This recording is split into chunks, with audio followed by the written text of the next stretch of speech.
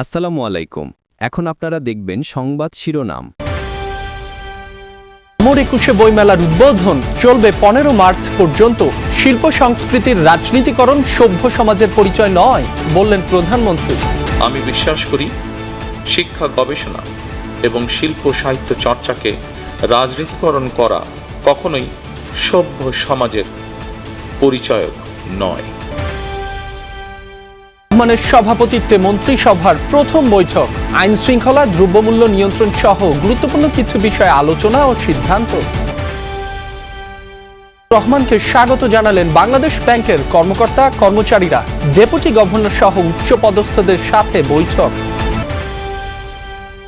রাজধানীর হাজারীবাগে কিশোরী হত্যায় অভিযুক্ত সিয়ামকে কাঁঠাল বাগান থেকে আটক।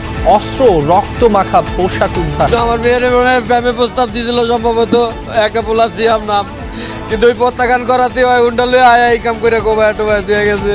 আমি ফাঁসি চাই, আমার মেয়ের কঠোরতা বিচার চাই, আমার মেয়ের খুনের শাস্তি চাই।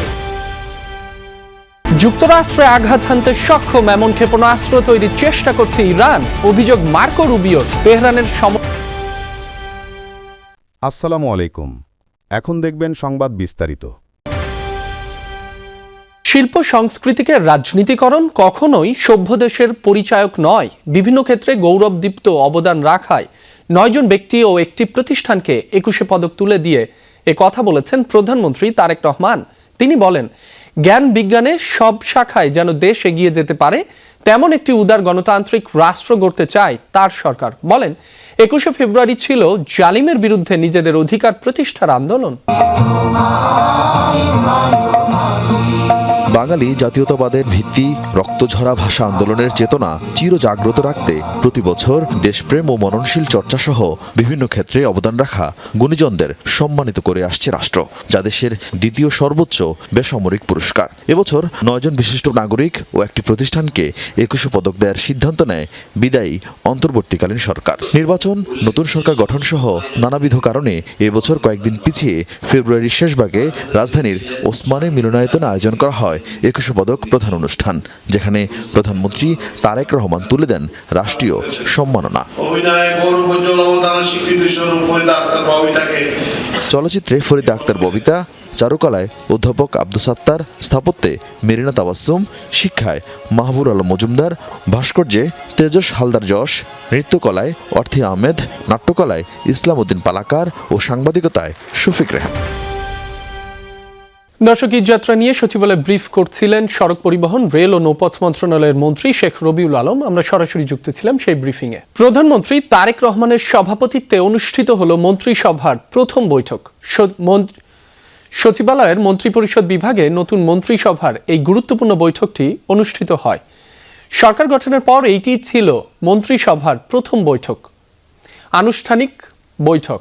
এতে দেশের আইন শৃঙ্খলা পরিস্থিতি, দ্রব্যমূল্য নিয়ন্ত্রণ এবং প্রশাসনিক সংস্কার সহ বেশ কিছু নীতি নির্ধারণী বিষয়ে আলোচনা ও সিদ্ধান্ত গৃহীত হয়। সকাল 10টায় শুরু হওয়া এই বৈঠকে মন্ত্রিসভার সদস্যগণ এবং সংশ্লিষ্ট সচিবরা উপস্থিত ছিলেন। বৈঠকের শুরুতেই প্রধানমন্ত্রী দেশের বর্তমান পরিস্থিতি পর্যালোচনা করেন এবং জনগণের প্রত্যাশা পূরণে মন্ত্রীদের দ্রুত কার্যকর পদক্ষেপ নেয়ার আহ্বান জানান। বাংলাদেশ ব্যাংকের 14তম গভর্নর হিসেবে দায়িত্বভার গ্রহণ করলেন মোহাম্মদ মোস্তাকুর রহমান। সকালেই তিনি বাংলাদেশ ব্যাংকে যান। এ সময় তাকে স্বাগত জানান উচ্চপদস্থ কর্মকর্তারা। সাংবাদিকদের প্রশ্নের জবাবে গভর্নর বলেন, কাজ শুরুর পর তিনি সবার সাথে কথা বলবেন।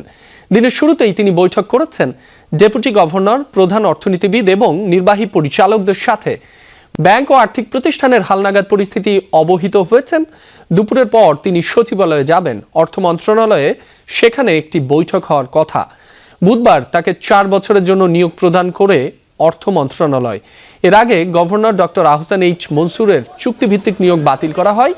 এদিকে নতুন গভর্নর নিয়োগের পর পরিবর্তন আনা হয়েছে গভর্নর সচিবালয়ের অতিরিক্ত পরিচালক পদ। পুলিশ রাজধানীর কাঁঠালবাগান এলাকা থেকে গ্রেফতার করা হয় তাকে। এ সময় অস্ত্র ও রক্তমাখা পোশাকও জব্দ করা হয়। বুধবার রাতে হাজারীবাগের হায়দার হোটেলের গলিতে কিশোর সিয়ামের ছুরিকাঘাতে নিহত হয় বিনতি। এর আগে রাত 9:15টার দিকে সিসি ক্যামেরার হায়দার হোটেলের গলি ধরে অভিযুক্ত কিশোর সিয়ামের সঙ্গে হাঁটতে দেখা যায় নিহত বিনতিকে। কিছুক্ষণ পরই পাশের অন্ধকার গলি থেকে রক্তাক্ত বিনতির চিৎকারে প্রতিবেশীরা ঘটনাস্থলে জড়ো হয়। এরপর তাকে পাঠানো হয় স্থানীয় একটি হাসপাতালে। পরে চিকিৎসাধীন অবস্থায় সে মারা যায়। বিনতিকে ছুরিকাঘাতের পর অভিযুক্ত সিয়ামকে রাস্তায় ধারালো অস্ত্র নিয়ে অস্বাভাবিক আচরণ করতেও দেখা যায়। সিয়াম দীর্ঘদিন ধরে মেয়েকে উত্ত্যক্ত করে আসছিল অভিযোগ করেন বিনতির বাবা। অভিযুক্তের শাস্তি দাবি করছি ছোট পোলাপান দুষ্টামি করতেছে, ঠিক হয়ে যাইব, বুঝতে পারি না ওরা এত দূর যাইব। আমি ফাঁসি চাই, আমার মেয়ের কঠোরতা বিচার চাই, আমার মেয়ের খুনের শাস্তি চাই। নতুন সরকার ঠিকমতো কাজ শুরু করতে না করতেই বিভিন্ন সরকারি দফতর আর ব্যাংকে নামে বেনামে তৎপর হয়ে উঠেছে নানা সংগঠন। বদলি আর তদবির বাণিজ্যে চাপ দিতে ঘটেছে মবের ঘটনাও। সম্প্রতি জিয়া পরিষদের নামে সোনালী ব্যাংকের 6 কর্মকর্তাকে চাপ দিয়ে বদলির ঘটনা আলোচনা জন্ম দিয়েছে। সরকারি দলের নাম ভাঙিয়ে এমন ঘটনায় উদ্বেগ জানিয়েছেন টিআইবির নির্বাহী পরিচালক আরিফুর রহমান সবুজ। এর গণঅভ্যুত্থানের পর রাষ্ট্রায়ত্ত জনতা ব্যাংকের প্রধান কার্যালয়ের চিত্র এটি। কার কোথায় বদলি হবে, কারা পাবেন পদোন্নতি, উপব্যবস্থাপনা পরিচালককে তা ঠিক করে দিচ্ছেন ব্যাংকটির জিয়া। প্রতি সময়ে সরকারের বিভিন্ন দপ্তরে এমন ঘটনায় ওই সময় বিএনপির ভারপ্রাপ্ত চেয়ারম্যানের কঠোর নির্দেশে অনেকটাই বন্ধ হয়ে যায় নামে বেনামে বিভিন্ন পেশাজীবী সংগঠনের এমন দৌরাত্ম্য। তবে নতুন সরকারের শপথ নেয়ার দুদিন না যেতেই রাষ্ট্রায়ত্ত সোনালী ব্যাংকের প্রধান কার্যালয়ে ঘটেছে একই ঘটনা। ওই দিন ব্যাংকটির জিয়া পরিষদের সাধারণ সম্পাদক এস.এম. আবুল বাশারের নেতৃত্বে 6 কর্মকর্তার বদলির সুপারিশ নিয়ে এমডির কাছে যান বেশ কজন নেতা। সুপারিশ না শুনলে ঘিরে রাখা হয় এমডিকে। চাকুরি বিধি অনুযায়ী এমন মব করে বদলির সুপারিশ করা যায় কিনা তা জানতে জিয়া পরিষদ কার্যালয়ে গেলে তড়িঘড়ি করে বের হয়ে যান সংগঠনটির সভাপতি সুভাষ চন্দ্র চাকমা। একে একে অফিস ত্যাগ করেন অন্য নেতারাও। এক পর্যায়ে কথা বলতে বাধা প্রদান করেন পরিষদের যুগ্ম সাধারণ সম্পাদক।